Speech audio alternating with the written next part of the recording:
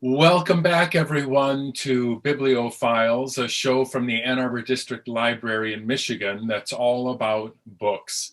Usually we take one question and talk about it, like what's your favorite graphic novel, or what's the last book you've read. But this week we're all reading the same book, and it is the Washtenaw Read's book called All American Boys by Jason Reynolds and Brendan Kiely.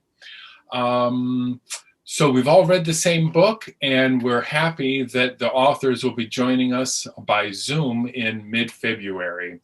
Lucy, would you like to give us a quick synopsis of the book? Oh, but before I do, let me introduce myself.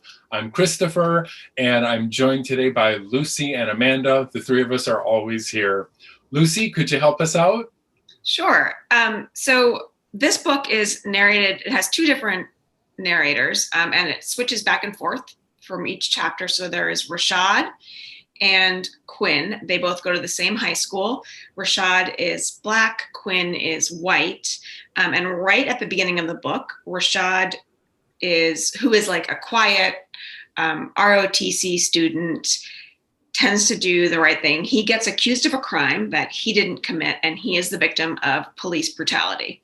And Quinn witnesses this police brutality and realizes that he knows the cop really well. The cop is one of Quinn's best friend's older brother and sort of helped raise Quinn after his own father died. So that's basically where the story starts. And the flipping back and forth between the narrative voices really helps it to unfold, and sort of it asks these questions like, what does Quinn do with what he saw? What does Rashad do to heal himself, to heal his family? And then what does the school community do with this event and the information that it provides to them? And sort of just generally, it's a time of self-examination and examination of the community at large for them. So that's sort of a basic synopsis of this book, I would say. And I think personally, like having the two different narrators was a really interesting way to approach this. And the voices are so distinct. And one of the things that I thought was really powerful about this book was to see how these two teenage boys sort of evolve.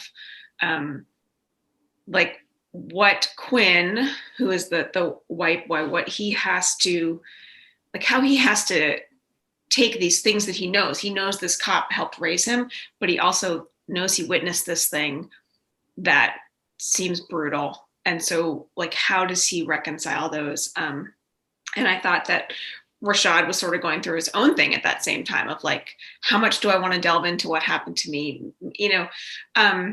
So I just thought it asked a lot of really good questions in a really interesting way.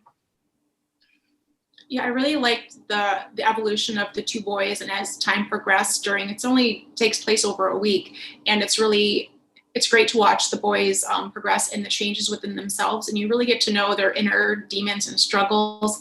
Like Rashad is in the hospital, he is horribly beaten, and he doesn't want the attention, he doesn't want to accept what's happened, he doesn't want to talk about it. And Quinn doesn't even, when it's happening, Quinn doesn't recognize who the boy is, and then they realize that he's the friend of people who are on his basketball team. And it all comes together, and it's just, I love the fascinating idea of the opposite voices speaking and just watching the evolution. I also really like the reference to the quote unquote all-American boy. Both boys reference that and how they're both supposed to be the all-American boy. There's one quote I wrote down where Quinn says, all-American boy with an all-American 15-foot jump shot and an all-American 3.5 GPA. So it's just really, I love that. I love how both authors and both boys ended up using that as sort of like, I'm supposed to be this because my parents want me to be this. I'm supposed to be that because my friends want me to be that. So I really liked reading the different perspectives on a similar theme, how they both had similar pressures, even though they were in the same school with totally different backgrounds and thoughts and stories. I just wanted to comment on the writing style a little bit. I actually had trouble distinguishing the two authors. Lucy, when you said that they were really distinctive, did you mean their writing style or the two voices of the characters? I meant the voices of the characters. Okay, I agree with that. I thought the writing style was weirdly uniform, which I couldn't imagine writing a book with another person to try to keep the same, even the same plot points.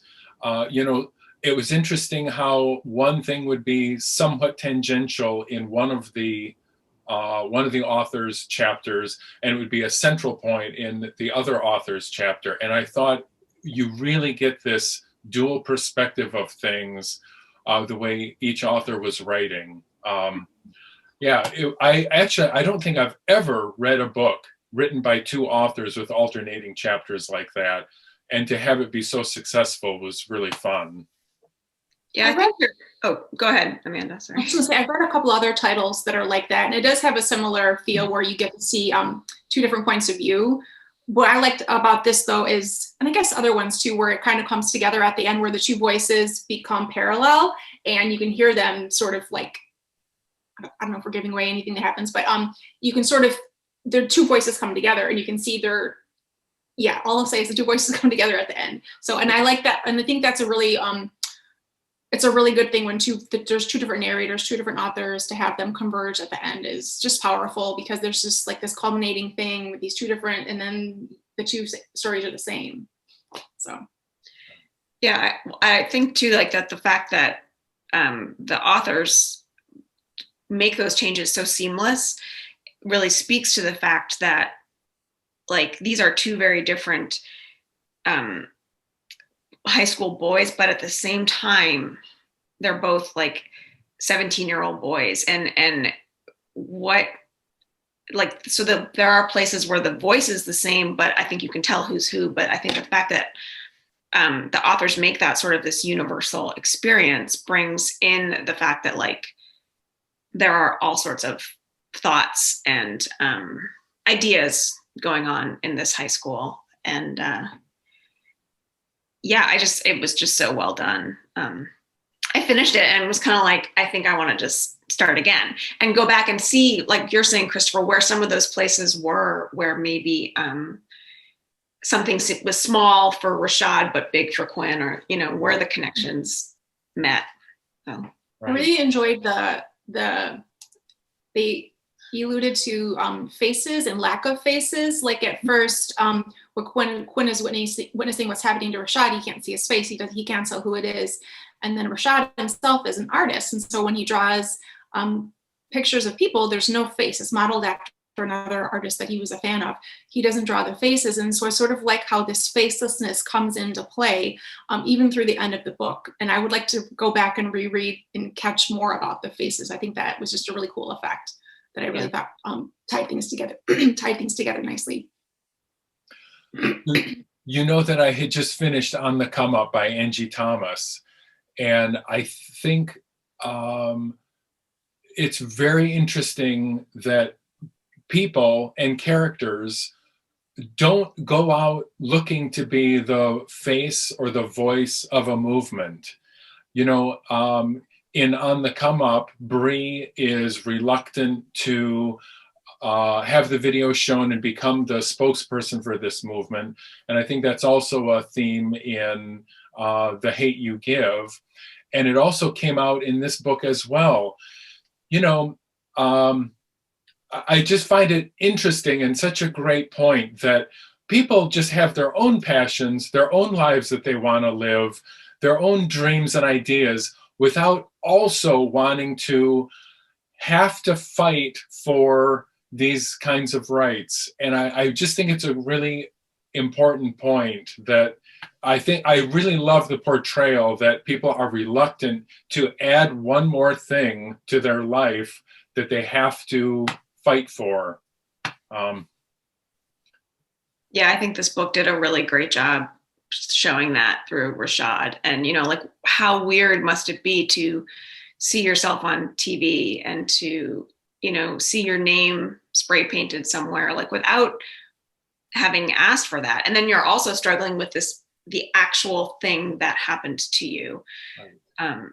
And there were moments where like I would just be reading this book and I'm like, oh, this kid's like 17.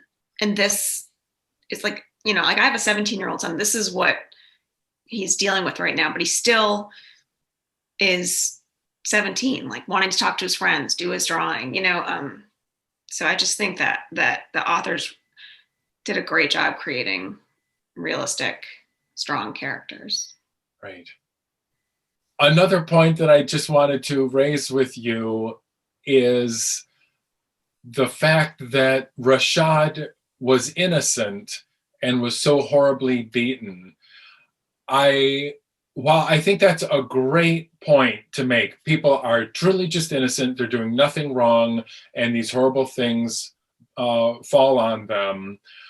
I wonder what the story would have been like if he had been shoplifting.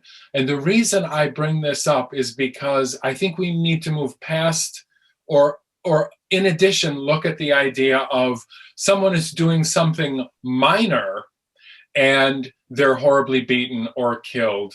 Because, you know, I always heard growing up, if you're not doing anything wrong, you don't have anything to be afraid of, which is already not true. But I think we need to look at more subtle things like, does someone really need to die because they were trying to pass a $20 counterfeit bill? Of course not. So I think I think there's another story here that would also be interesting to tell in this book, you know, that even if Rashad had been shoplifting, what happened to him still doesn't fit any slight crime, because everyone's done things wrong. But only certain people seem to be punished so severely for it.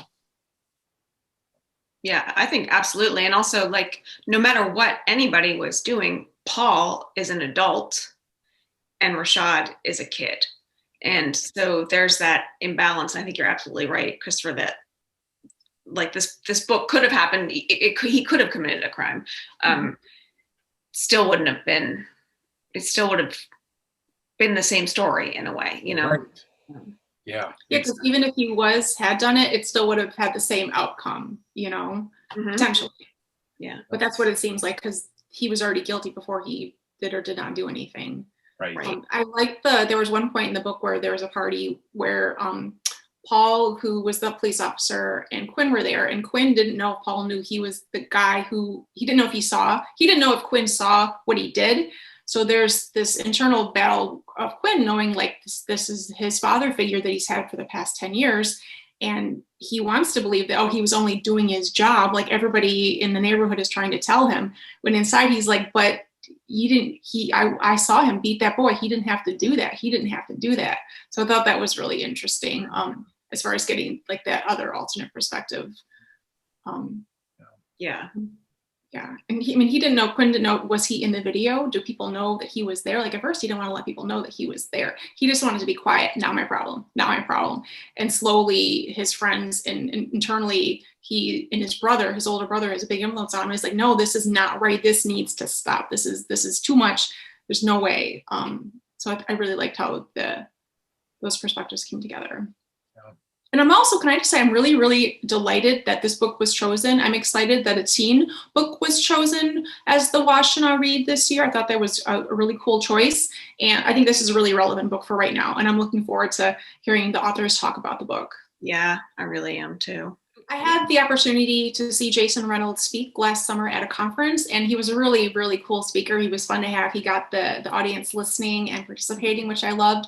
So it'll be fun to hear him speak with the author that he co-wrote the book with. I'm really excited for that. Yeah. Yeah, I can't wait. Amanda, any last thoughts? Nope, I'm good. All right. Lucy? No, I think I'm good. I just, I would urge anyone and everyone to read this book. I think, you know, no matter, like it just would appeal to a wide group of people. So I agree. Yep, read the book. Well, thanks a lot, everyone. We will be back next week when our topic will be what's a favorite nonfiction author or favorite nonfiction book that you want to pass on. And we will have a special guest, Heidi. So join us then, and thanks a lot.